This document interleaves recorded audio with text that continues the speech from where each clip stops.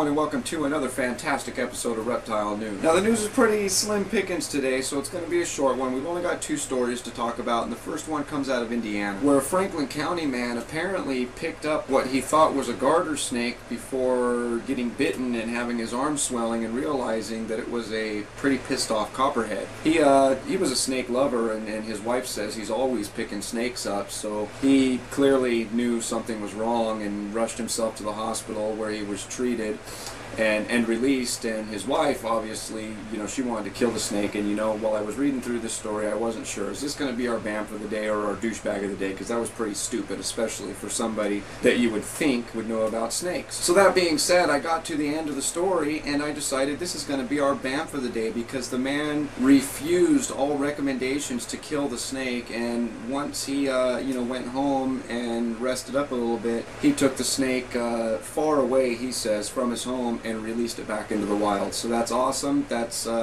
he said right in the article that it's his fault, not the snake's fault that it bit him. So good for him, way to go. Next, out of Florida, from the PGA National Golf Club, it apparently an alligator killed a dog.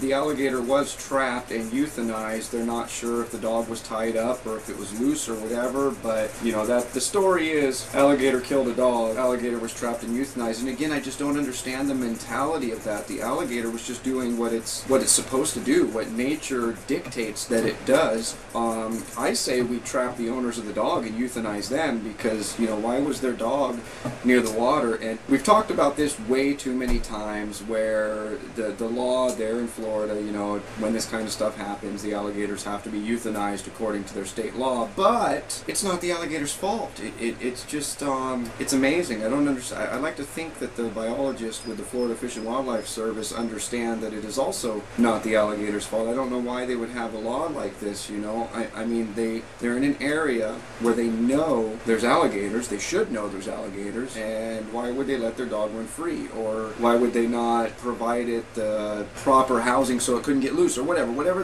There is no excuse for somebody's dog being loose, going on the golf course and getting eaten.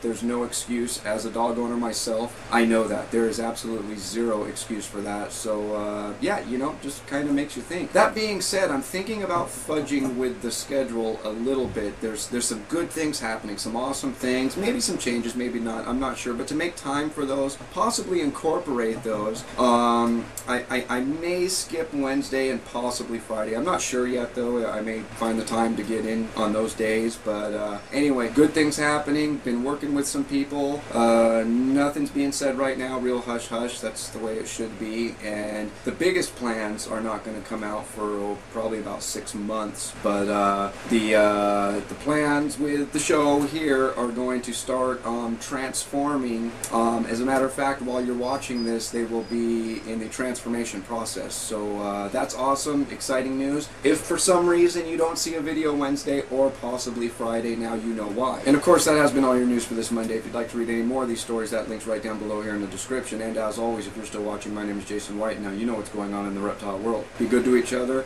and we'll see maybe Wednesday, possibly Friday, Monday for sure.